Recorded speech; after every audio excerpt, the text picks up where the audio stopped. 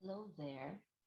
This is Dr. Diaz, your professor, and today we'll have a short glimpse of your writing know-how in the subject reading and written composition.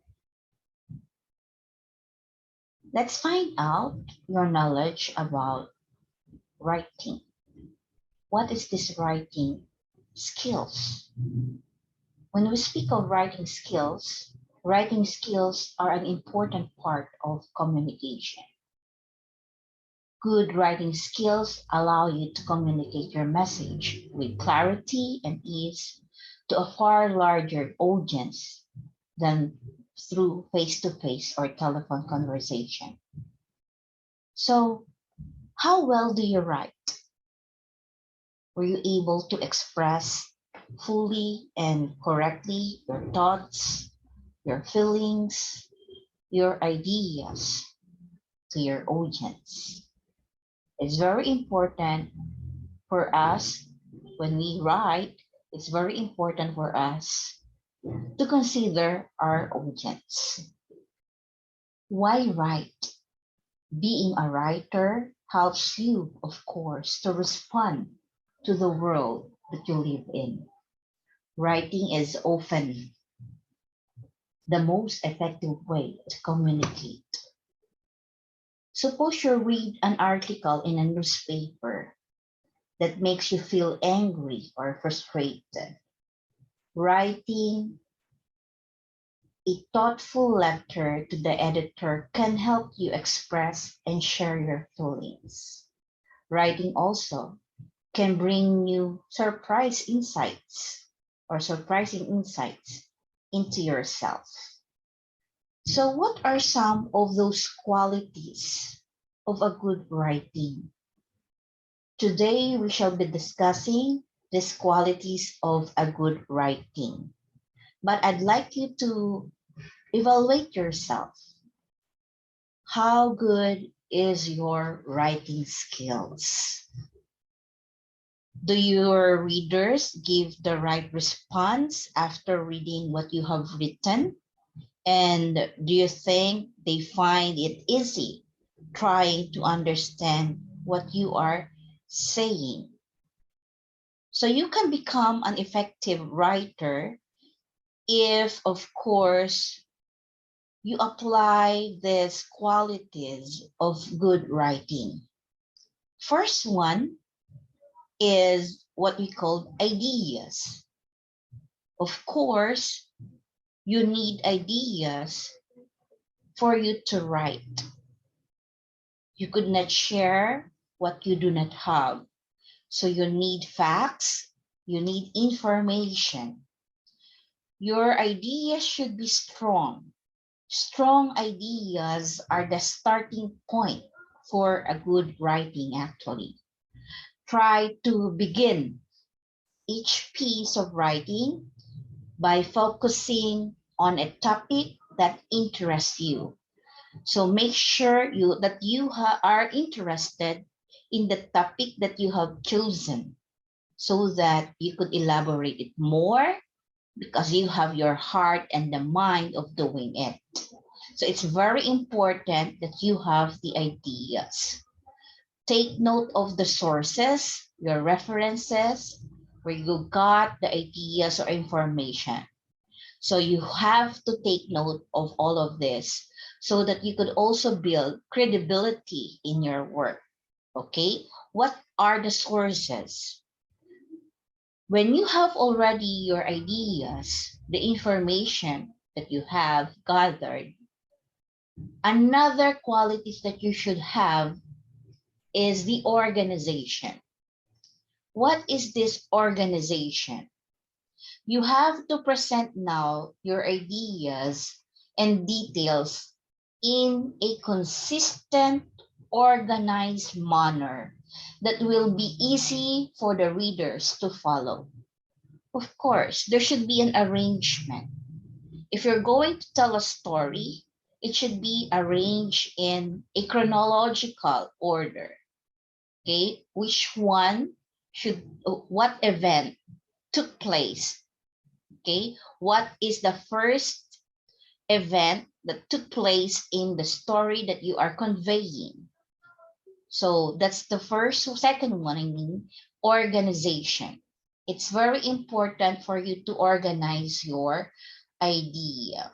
Often your topic and the type of writing that you are doing will dictate a particular method of organization. Just like what I told you a while ago, if you are telling a story, you probably want to present events in order in which they occur in the story that you'd like to convey. Another is what we call voice. Okay, this is the third one actually. And what is this voice? Voice refers to all of the qualities that made your writing different from the rest. Of course, it includes the way you use the words, the sentences, and the types of topics you write about, and the perspective that you bring to those topics whenever you are writing. So let your personal voice come through in your writing. That's why if you notice authors and writers, okay, they express their feelings in their work. It reveals their personality. The kind of voice that they use also depends on the kind of personality, the kind of feelings that they have on that moment. Okay, so we have ideas, organization, voice. Since I'm talking about words already, it's very important for you to choose the appropriate words in your writing. So number 4 would be word choice. You have to understand your audience. When you use such kind of words, try to consider the level of your audience. Words are the building blocks of a piece of writing. So the stronger each block is, the stronger the finished piece will be. You need to choose the appropriate word for your audience according to the level of your audience. Sometimes you also need to use striking words for you to capture the interest of your readers, of your audience, so that they'll continue reading your work. Otherwise, if your introduction or the kind of words that you use in your introduction will not sustain, of course, the interest of your audience if it is not appealing. So make sure you use striking words. Okay, so word choice is another quality of a good writing. And of course, we also need to have sentence fluency. When we speak of sentence fluency, you all have to read your work.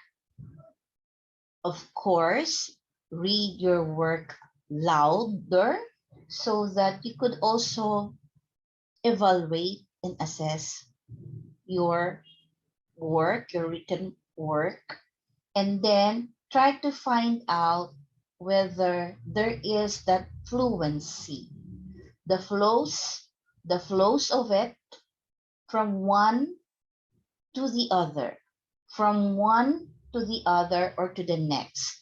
What I'm telling here is there should be transition to connect your sentences and vary the length and structure of your sentences, of course, to help you build a rhythm in your word. There should be connection from one sentence to the next. So transition. Take note of the transition that you use in your word.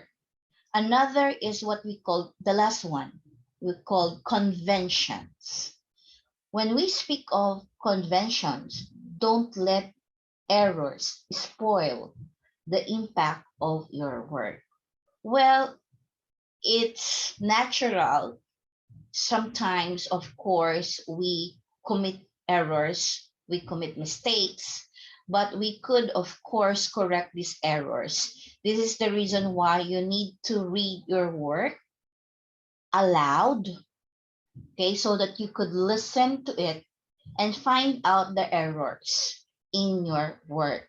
Take care to ensure that you have followed the conventions of English grammar.